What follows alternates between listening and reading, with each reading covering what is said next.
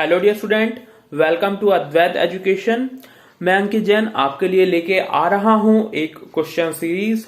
ये question series concrete topic से related रहेगी। मेनली इस क्वेश्चन सीरीज में फोकस किया जाएगा कि जो JE exams all over the India होते हैं उससे रिलेटेड कुछ इंपॉर्टेंट क्वेश्चंस कवर किए जाएं। इसमें काफी कंसेप्चुअल क्वेश्चंस भी होने वाले हैं, कुछ फैक्चुअल क्वेश्चंस को भी मैं कवर करूंगा। मेनली इसमें बात करूंगा मैं कि कैसे अप्रोच रखना है हमको, कैसे हम क्वेश्चंस अटेम्प्ट करें और क्या माइंडसेट होना चाहिए हमारा एक क्वेश्चन को सॉल्व करते समय। इसमें से कुछ क्वेश्चंस ऐसे भी रहेंगे जो एई एग्जाम्स के लिए भी बहुत हेल्पफुल होने वाले हैं। तो आइए स्टार्ट करते हैं। तो अब हम one by one question start करेंगे। फर्स्ट क्वेश्चन से स्टार्ट करेंगे। क्वेश्चन में हम देखेंगे कि किस तरीके के ऑप्शंस हैं, क्या कॉन्सेप्चुअल बेस्ड क्वेश्चन है, फैक्चुअल बेस्ड क्वेश्चन है, क्वेश्चन को सॉल्व करने का अप्रोच क्या रहना चाहिए, क्या क्वेश्चन से और भी कोई इंफॉर्मेशन एब्स्ट्रैक्ट की जा सकती है। तो इस तरीके से हम क्वेश्चन को अप्रोच करेंगे। तो आइए स्टार्ट करते हैं। हम सॉल्व करते हैं अपना फर्स्ट क्वेश्चन। तो फर्स्ट क्वेश्चन में रीड आउट करता हूं। फर्स्ट क्वेश्चन है concrete gains strength due to. ठीक है, concrete gains strength due to. तो कॉन्क्रीट के स्ट्रेंथ गेन करने के कई रीजंस हो सकते हैं। ठीक है, तो यहां पे हम ऑप्शन वाइज जाएंगे। फर्स्ट ऑप्शन है chemical action of cement with coarse aggregate. तो हमें पता है कि जो जनरली कोर्स एग्रीगेट यूज होता है वो एक इनर्ट मटेरियल होता है, उसका कोई केमिकल एक्शन नहीं होता है सीमेंट से। तो ये ऑप्शन पॉसिबल नहीं हो सकता। सेकंड ऑप्शन है हाइड्रेशन ऑफ सीमेंट। तो हाइड्रेशन ऑफ सीमेंट जो प्रोसेस होती है, जो हाइड्रेशन रिएक्शन होती है, उसके थ्रू सीमेंट जो है स्ट्रेंथ गेन करता है और ओवरऑल एक कंक्रीट को इंटीग्रेटेड मास के फॉर्म में एक स्ट्रेंथ प्रोवाइड कर सकता है। तो ये एक करेक्ट आंसर है। पर हम देखेंगे क्या दूसरे जो ऑप्शन है वो भी सही है या गलत है, हम उनको भी चेक करेंगे। तो यहां पे मैं ऑप्शन सी के बारे में बात करूंगा। ऑप्शन सी है इवेपोरेशन ऑफ वाटर। तो इवेपोरेशन ऑफ वाटर से तो स्ट्रेंथ गेन से कुछ लेना देना नहीं है, हाँ बट ये श्रिंकेज से इसका लेना देना है, जो कि स्ट्रेंथ गेन ऑफ कंक्रीट में बिल्कुल भी जो है कंट्रीब्यूट नहीं करता है। तो यहाँ पे ऑप्शन बी जो है एकदम सूटेबल आंसर लग रहा है। तो मैं बोल सकता हूं option B is the correct answer of this question. ठीक है ना, तो option B is the correct answer of this question. Option B is the correct one. तो नेक्स्ट हम जाएंगे अगले ऑप्शन की तरफ, अगले क्वेश्चन की तरफ। अगला क्वेश्चन है, अगले क्वेश्चन को मैं रीड आउट करता हूं। For a constant water cement ratio decrease in aggregate cement ratio causes. तो यहां पे एक कांस्टेंट WYC रेशियो को कांस्टेंट कर दिया है और यहां पे सीमेंट को कांस्टेंट रख के एग्रीगेट में जो है डिक्रीमेंट किया जा रहा है, या फिर कहें तो एग्रीगेट को कांस्टेंट रख के सीमेंट की वैल्यू में इंक्रीज किया जा रहा है। तो इससे क्या क्या पॉसिबिलिटीज बन सकती है, ठीक है, देखते हैं। तो ऑप्शन ए है increase in workability, option B है decrease in workability, option C है नो चेंज इन वर्केबिलिटी और ऑप्शन डी है नन ऑफ दीज। अब यहाँ पे एग्रीगेट में हम यदि होल ऑफ द एग्रीगेट लें, फाइन एग्रीगेट और कोर्स एग्रीगेट, और सीमेंट को कांस्टेंट रख के इसको चेंज करते हैं, तो दोनों ही फाइन एग्रीगेट और कोर्स एग्रीगेट एक अलग तरीके से बिहेव करते हैं वर्केबिलिटी को लेके। तो यहाँ पे हम ऐसा करते हैं कि एग्रीगेट को कांस्टेंट रखते हैं और सीमेंट का वैल्यू इंक्रीज कर देते हैं। तो हमें इस क्वेश्चन को सॉल्व करना इजी हो जाएगा।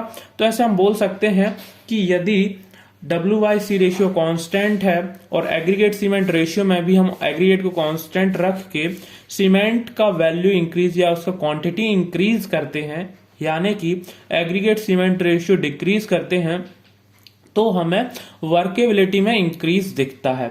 ये क्यों होता है? ये एक सीमेंट के सीमेंटिंग प्रॉपर्टीज के कारण होता है और ये पूरे के पूरे कंक्रीट मास को इंटीग्रेटेड फॉर्म में बना देता है, जिसके कारण उसकी फ्लोएबिलिटी, कॉम्पैक्टेबिलिटी बढ़ जाती है और ओवरऑल हम कह सकते हैं कि इसका वर्केबिलिटी में एनहेंसमेंट देखने को मिलता है। तो यहाँ पे ऑप्शन ए करेक्ट है। ठीक है, यहाँ पे ऑप्शन ए करेक्ट है। तो अब हम अगले क्वेश्चन की तरफ प्रोसीड करते हैं। अगला क्वेश्चन है क्वेश्चन थर्ड।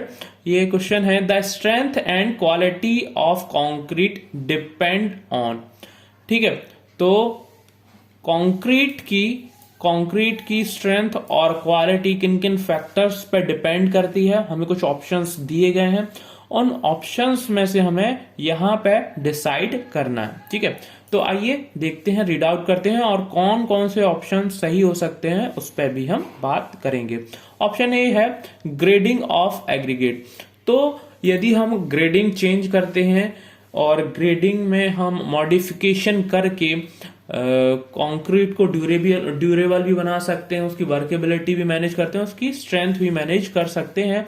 तो यहाँ पे उसकी स्ट्रेंथ और क्वालिटी जो है ग्रेडिंग से चेंज होती है। तो ऑप्शन ए बिल्कुल ही करेक्ट ऑप्शन है। और हम दूसरे ऑप्शंस की भी तरफ जाते हैं, ऑप्शन बी पे बात करते हैं, सरफेस एरिया ऑफ एग्रीगेट। तो surface area of aggregate also एक बहुत ही इंपॉर्टेंट पैरामीटर है। सरफेस एरिया जितना ज्यादा होगा उसी के अकॉर्डिंगली हमको सीमेंट की क्वांटिटी यूज करनी पड़ती है, क्वांटिटी मैनेज करनी पड़ती है फॉर पर्टिकुलर वर्केबिलिटी और स्ट्रेंथ को मैनेज करने के लिए। तो इस पे भी डिपेंड करेगा कि स्ट्रेंथ और क्वालिटी कंक्रीट की क्या होने वाली है। अब हम नेक्स्ट पैरामीटर पे जाएं, मतलब ऑप्शन सी पे जाएं, तो ऑप्शन सी है सरफेस टेक्सचर ऑफ एग्रीगेट। तो जरूर ही सरफेस टेक्सचर यदि स्मूथ होगा, रफ होगा, यदि स्मूथ है तो एक बहुत ही अच्छा साइन होता है वर्केबिलिटी के लिए, और रफ है तो वर्केबिलिटी उतनी अच्छी नहीं होती है। वैसे ही दूसरी और प्रॉपर्टीज को भी ये थोड़े बहुत अमाउंट में अफेक्ट करता ही है।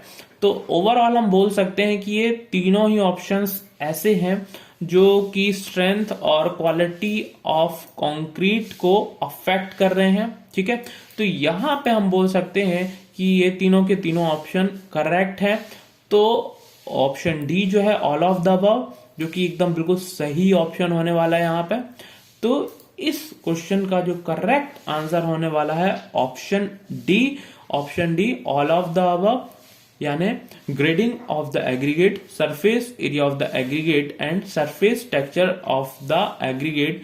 ये तीनों ही जो पैरामीटर्स हैं एग्रीगेट से रिलेटेड, स्ट्रेंथ और क्वालिटी ऑफ कंक्रीट को क्या अफेक्ट करते हैं, उस पर निर्भर होते हैं। अब फोर्थ क्वेश्चन है हमारा, फोर्थ क्वेश्चन है to obtain very high strength concrete it is necessary to use very fine grained.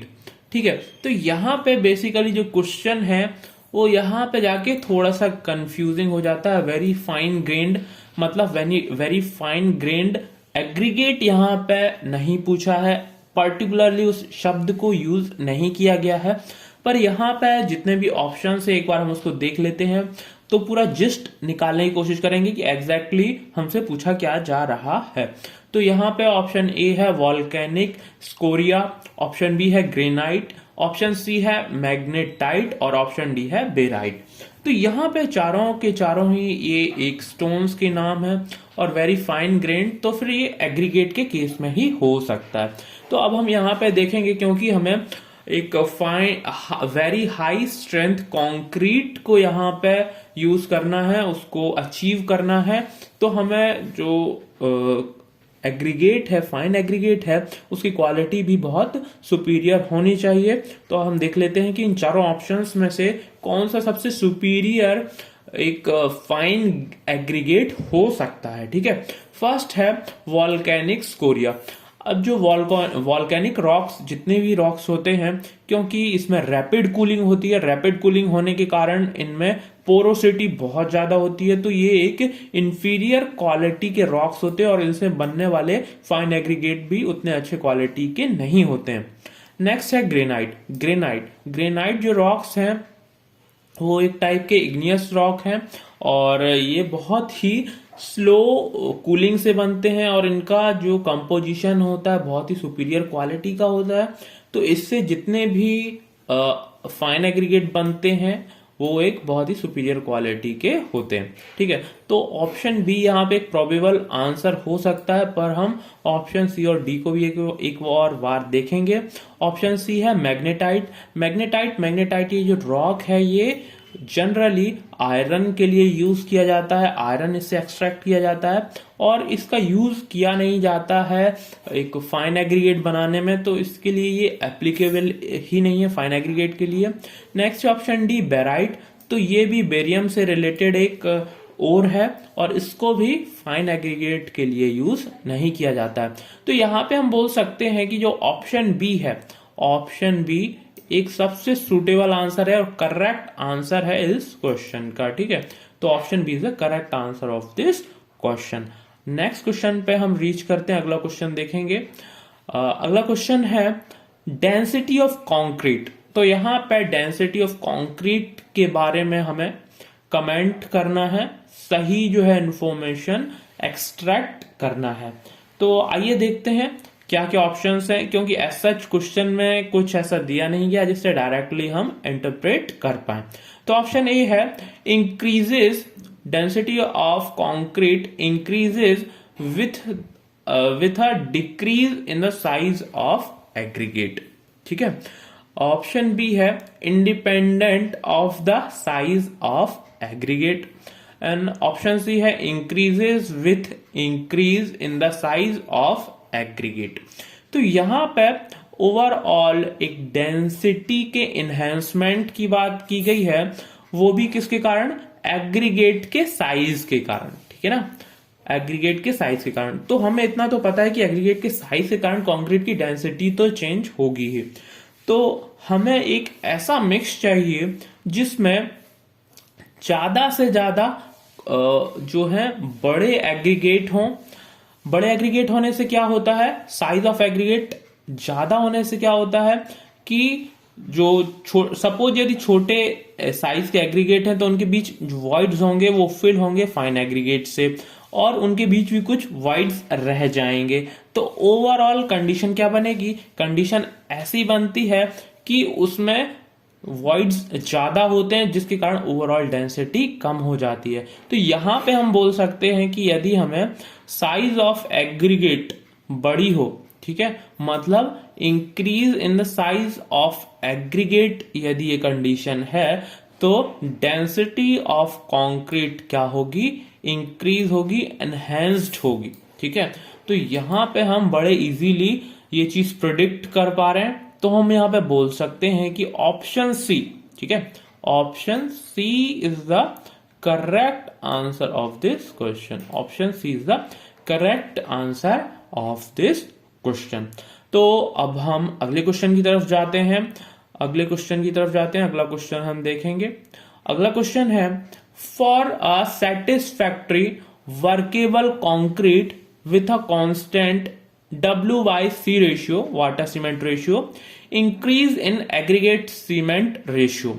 ठीक है, तो यहां पे सबसे पहले हमको जो एक W/C रेशियो को ऑलरेडी कांस्टेंट कर दिया गया है। ठीक है, और हमें यहाँ पे एक डिग्री ऑफ वर्केबिलिटी जो है वो सेटिस्फैक्ट्री अचीव करना है। ठीक है, अब ये हमें बोला गया है यदि ये सब चीजें कांस्टेंट हैं तो increase in aggregate cement ratio में क्या जो है मॉडिफिकेशन होगा उसके बारे में हमें बात करना है। तो यहां पे क्या है, एग्रीगेट और सीमेंट का रेशियो हमें देखना है। तो फर्स्ट ऑप्शन है यदि एग्रीगेट और सीमेंट के रेशियो को इंक्रीज किया जाता है, मतलब सीमेंट को कांस्टेंट रख के एग्रीगेट बढ़ाया जाता है। ठीक है, तो ये क्या करेगा, increase the strength of concrete. ठीक, अच्छा, यदि ओवरऑल स्ट्रेंथ की बात करें तो ये बोल सकते हैं कि यदि यहां पे एक और बात है कि इंक्रीज इन एग्रीगेट साइज नहीं बोला है। ठीक है, यहां पे इंक्रीज इन एग्रीगेट बोला है, तो एग्रीगेट स्मॉल साइज के एग्रीगेट भी हो सकते हैं, फाइन एग्रीगेट भी हो सकते हैं। तो ये एक चीज क्लियर नहीं है। ठीक है, नेक्स्ट हम जाते हैं ऑप्शन बी में, decrease the strength of concrete, ठीक है। ऑप्शन सी है no effect on the strength of concrete. तो यहां पे एक बार हम देखें, एक चीज हम देखें कि यदि एग्रीगेट को इंक्रीज करते हैं सीमेंट को कांस्टेंट रख के, तो यहां पे कई सारे फैक्टर्स हैं जिस पे ये डिपेंड करता है कि कंक्रीट की स्ट्रेंथ जो है बढ़ेगी या कम होगी, ठीक है। इसलिए हम यहां पे पर्टिकुलरली ये नहीं बोल सकते कि स्ट्रेंथ इंक्रीज ही करेगा, ठीक है, स्ट्रेंथ डिक्रीज ही करेगा। क्योंकि यदि सपोज हमने बहुत ज्यादा फाइन एग्रीगेट को बढ़ा दिया, ठीक है, तो यहां पे पॉसिबिलिटी बन सकती है कि भाई वहां पे हमको एक लैक देखने को मिले। तो ओवरऑल हम कह सकते हैं कि यहां पे ऑप्शन डी जो है करेक्ट आंसर हो। Option D is the correct answer of this question. 7th question को स्टार्ट करेंगे। रीड आउट करता हूं मैं 7th क्वेश्चन।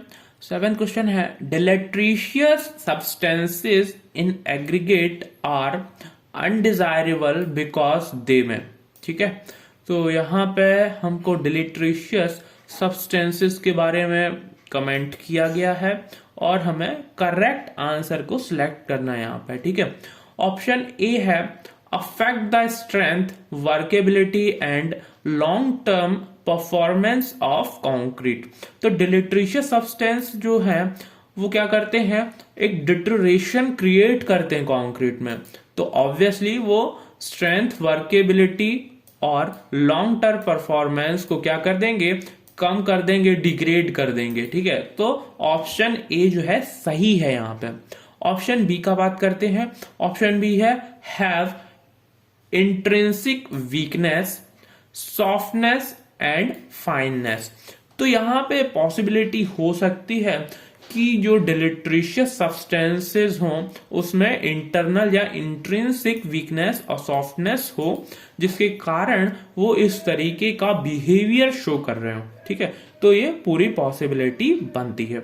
ऑप्शन सी की बात करें तो interfere with the chemical reaction of hydration. तो कुछ डिलिट्रिशियस सब्सटेंसेस ऐसे हो सकते हैं कि जो हाइड्रेशन ऑफ सीमेंट के टाइम कुछ अलग केमिकल रिएक्शन इंपार्ट करती हो, जिसका एक डिलिट्रिशियस इफेक्ट देखने को मिल सकता है कंक्रीट के ऊपर, जो कि ओवरऑल एक डिग्रेडेशन को लीड करता हो कंक्रीट के अंदर। तो इस तरीके से हम यहाँ पे इस चीज को लेके भी श्योर हो सकते हैं कि ऑप्शन सी भी यहाँ पे करेक्ट हो सकता है, ऑप्शन बी भी करेक्ट हो सकता है और ऑप्शन ए भी करेक्ट हो सकता है। तो यहाँ पे यदि ये 3 ऑप्शन करेक्ट हो सकते हैं तो सभी ऑप्शन करेक्ट हैं। तो यहाँ पे मोस्ट सुटेबल ऑप्शन जो है यहाँ पे ऑप्शन डी है। तो यहाँ पे option D is the correct answer of this question. Okay, तो हमने आज के स्मॉल सेशंस में कुछ क्वेश्चंस किए। क्वेश्चंस काफी कंसेप्चुअल थे। ये क्वेश्चंस हम लोग काफी हेल्प करने वाले हैं प्रिपरेशन में। ऐसे क्वेश्चन, प्रैक्टिस क्वेश्चन में आपके लिए लाता रहूंगा, रोज लाता रहूंगा। तो हमसे जुड़े रहिए। Stay tune with us. Good day, good bye.